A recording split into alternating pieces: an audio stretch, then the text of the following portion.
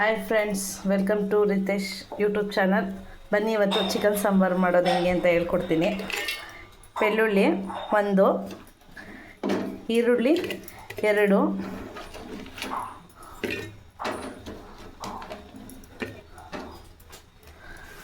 ಕೊತ್ತಂಬರಿ ಸೊಪ್ಪು ಸ್ವಲ್ಪ, ಪುದೀನ ಸ್ವಲ್ಪ, ಮತ್ತು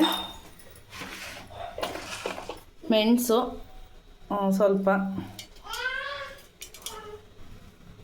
ಅರಿಶಿನದ ಪುಡಿ ಸ್ವಲ್ಪ. ಇವಾಗ ಸ್ವಲ್ಪ ನೀರು ಹಾಕಿ ಪೇಸ್ಟ್ ಮಾಡ್ಕೊಳ್ಳೋಣ. ಇವಾಗ ಸ್ವಲ್ಪ ಎಣ್ಣೆ ಮತ್ತು ರುಬ್ಬಿಟ್ಟಿರುವಂಥ ಈರುಳ್ಳಿ ಪೇಸ್ಟು. ಅಂದರೆ ಫುಲ್ಲು ನೈಸಾಗಿ ಏನು ಪೇಸ್ಟ್ ಮಾಡ್ಕೋಬಾರ್ದು, ಸ್ವಲ್ಪ ತರಿಯಾಗೇ ಇರಲಿ.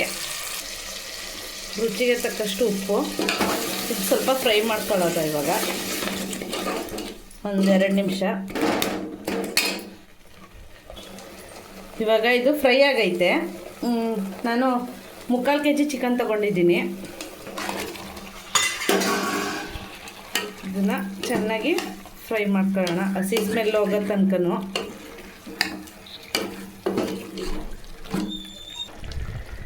ಇದು ಚಿಕನ್ ಸ್ಮೆಲ್ ಹೋಗೋ ತನಕ ಚೆನ್ನಾಗಿ ಹುರ್ಕೊಳ್ಳೋಣ. 10 ನಿಮಿಷ ಆಗುತ್ತೆ ಇದು. ಅಷ್ಟರಲ್ಲಿ ಅದಕ್ಕೆ ಬೇಕಾಗಿರುವಂಥ ಮಸಾಲೆ ರೆಡಿ ಮಾಡ್ಕೊತೀನಿ. ಲವಂಗ, ಚಕ್ಕೆ, ಮತ್ತು 2 ಟೊಮೊಟೊ,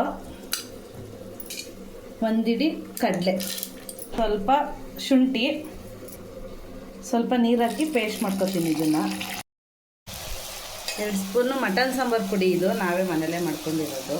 2 ಸ್ಪೂನ್ ಹಾಕಬೇಕು. ಜೊತೆ ಖಾರ ಪುಡಿ ಹಾಕಿ ಚೆನ್ನಾಗಿ ಮಿಕ್ಸ್ ಮಾಡ್ಕೊಳ್ಳಿ. ಅವಾಗ ಅದು ಹಸಿ ಸ್ಮೆಲ್ ಇರೋಲ್ಲ ಚಿಕನ್ದು. ಇವಾಗ ರುಬ್ಬಿಟ್ಟಿರೋಂಥ ಕಾಯಿ ಪೇಸ್ಟ್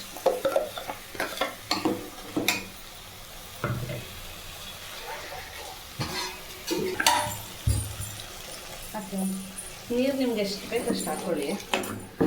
ಒಬ್ಬೊಬ್ಬರು ತೆಳ್ಳಗೆ ಇಷ್ಟಪಡ್ತಾರೆ, ಒಬ್ಬೊಬ್ಬರು ಗಟ್ಟಿಯಾಗಿ ಇಷ್ಟಪಡ್ತಾರೆ. ನಮ್ಮ ಮನೇಲಿ ಸ್ವಲ್ಪ ತೆಳ್ಳಗೇನೆ ಇಷ್ಟಪಡೋದು. ಹಾಗಾಗಿ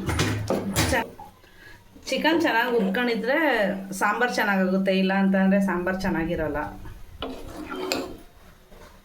1/4 ಗಂಟೆ ಈಗ ಮತ್ತೆ ಬೇಯಿಸ್ಕೊಳ್ಳೋಣ ಮಸಾಲೆ ಜೊತೆಗೆ. ಇವಾಗ ಚಿಕನ್ ಸಾಂಬಾರು ರೆಡಿಯಾಗಿದೆ. ಈ ರೀತಿ ತೆಳ್ಳಗಿರಬೇಕು, ಸಾಂಬಾರು ಚೆನ್ನಾಗಿರುತ್ತೆ ಅವಾಗ.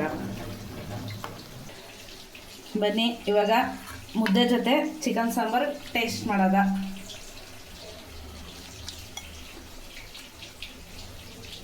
ಭಾನುವಾರದ ಸ್ಪೆಷಲ್ ಬಾಡೂಟ.